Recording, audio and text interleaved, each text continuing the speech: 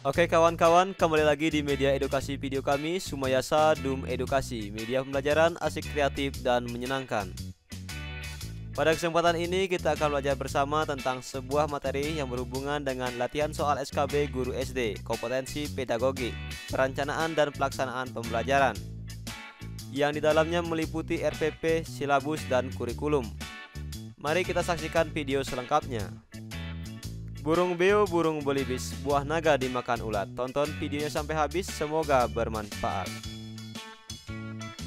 Namun sebelum lanjut, mari kita berdoa sejenak agar kita diberikan kemudahan dan kelancaran di dalam belajar, dan semoga apa yang kita bahas pada kesempatan ini memberikan manfaat untuk kita bersama. Dan jangan lupa, mari sama-sama kita dukung dan kita bangun channel ini. Klik subscribe, like, dan share.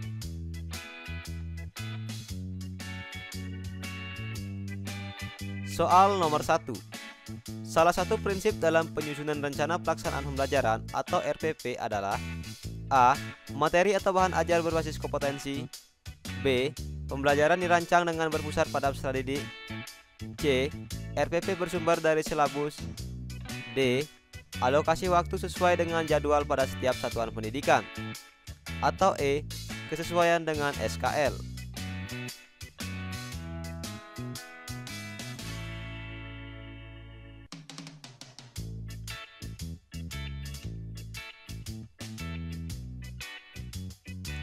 Jawabannya adalah B. Pembelajaran dirancang dengan berpusat pada peserta didik. Mari kita lihat pembahasannya. Dalam menyusun RPP, guru harus memperhatikan prinsip-prinsip penyusunan RPP sebagaimana tertuang dalam Peraturan Menteri Pendidikan Nasional Nomor 41 Tahun 2007 tentang standar proses untuk pendidikan dasar dan menengah. Adapun prinsip-prinsip penyusunan tersebut adalah: pertama, memperhatikan perbedaan individu peserta didik. Kedua, mendorong partisipasi aktif peserta didik. Ketiga, mengembangkan budaya membaca dan menulis.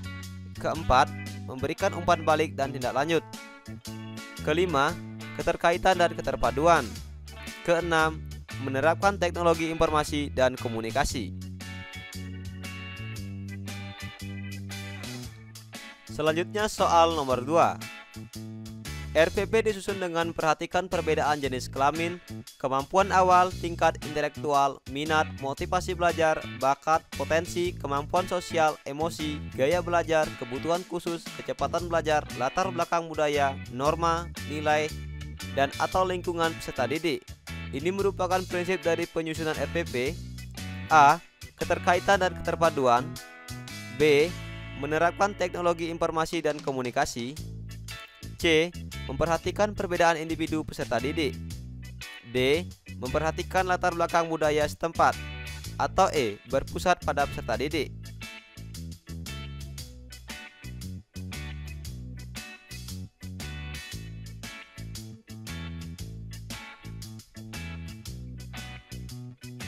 Jawabannya adalah C.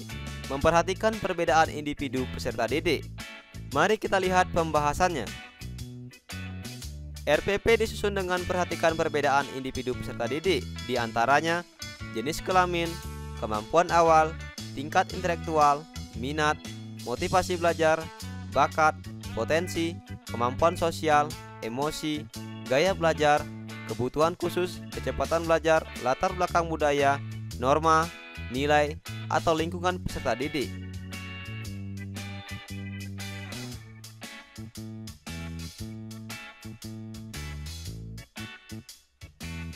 Selanjutnya soal nomor 3. Perhatikan beberapa komponen RPP untuk mata pelajaran Bahasa Indonesia adalah sebagai berikut. Pertama, kompetensi dasar, mengenal kegiatan bermusyawarah.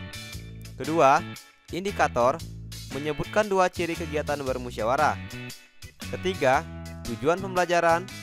Setelah pelaksanaan pemilihan ketua kelas, siswa dapat menyebutkan 2 ciri kegiatan musyawarah dengan benar. Berdasarkan komponen-komponen RPP tersebut, prinsip yang digunakan adalah: A. Memberikan umpan balik dan tindak lanjut. B. Mendorong partisipasi aktif peserta didik. C. Memperhatikan perbedaan individu peserta didik. D. Keterkaitan dan keterpaduan. Atau E. Kesesuaian dengan silabus.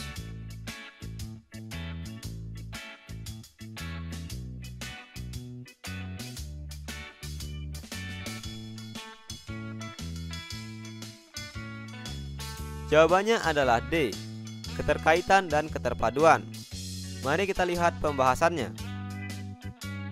RPP disusun dengan memperhatikan keterkaitan dan keterpaduan, yaitu keterkaitan dan keterpaduan antara SK, KD, materi pembelajaran, kegiatan pembelajaran, indikator pencapaian kompetensi, penilaian, dan sumber belajar dalam satu keutuhan pengalaman belajar.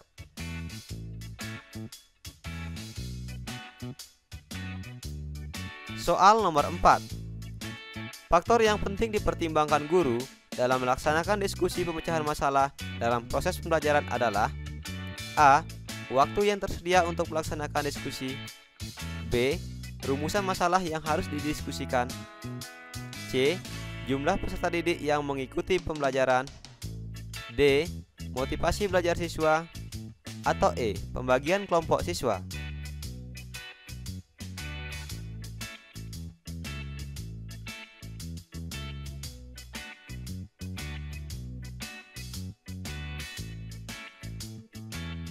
Jawabannya adalah B, rumusan masalah yang harus didiskusikan. Mari kita lihat pembahasannya. Dalam melaksanakan diskusi, ada masalah yang akan dibahas dan dicarikan solusinya. Jadi, faktor yang penting dipertimbangkan guru dalam melaksanakan diskusi adalah rumusan masalah yang harus didiskusikan.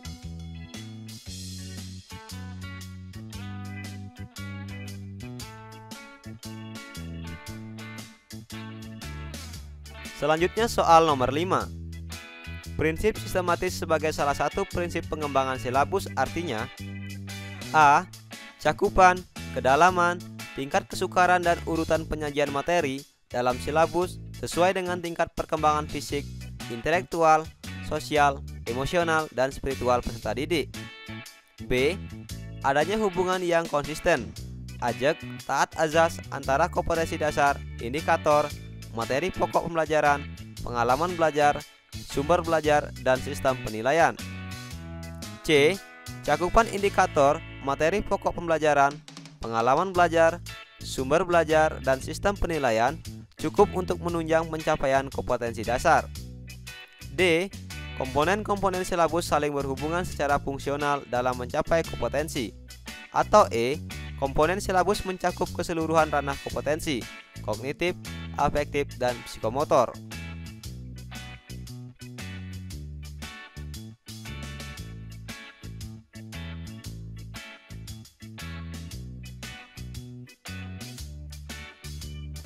Jawabannya adalah C. Cakupan indikator, materi pokok pembelajaran, pengalaman belajar, sumber belajar, dan sistem penilaian cukup untuk menunjang pencapaian kompetensi dasar.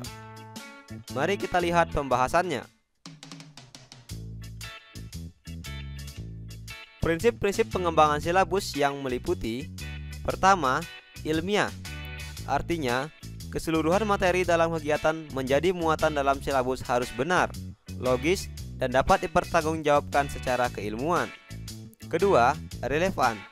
Artinya, cakupan, kedalaman tingkat kesukaran dan urutan penyajian dalam silabus sesuai atau ada keterkaitan dengan tingkat perkembangan fisik, intelektual, sosial, emosional, dan spiritual peserta didik. Ketiga, sistematis. Artinya, komponen-komponen silabus harus saling berhubungan secara fungsional dan mencapai kompetensi. Keempat, aktual dan kontekstual, yaitu cakupan indikator, materi pokok, pengalaman belajar, sumber belajar, dan sistem penilaian harus memperhatikan perkembangan ilmu, teknologi, dan seni muktahir dalam kehidupan nyata dan peristiwa yang terjadi. 5. Fleksibel. Artinya, keseluruhan komponen silabus dapat mengakomodasi keragaman peserta didik, pendidik, serta dinamika perubahan yang terjadi di sekolah dan tuntutan masyarakat. Keenam, menyeluruh, yaitu komponen silabus mencakup keseluruhan ranah kompetensi kognitif, afektif, dan psikomotor. Terima kasih telah menyaksikan video ini. Semoga bermanfaat. Mari sama-sama kita dukung dan kita bangun channel ini. Klik subscribe, like, dan share agar video ini memberikan manfaat untuk kita bersama. Sampai jumpa lagi dalam video pembelajaran berikutnya.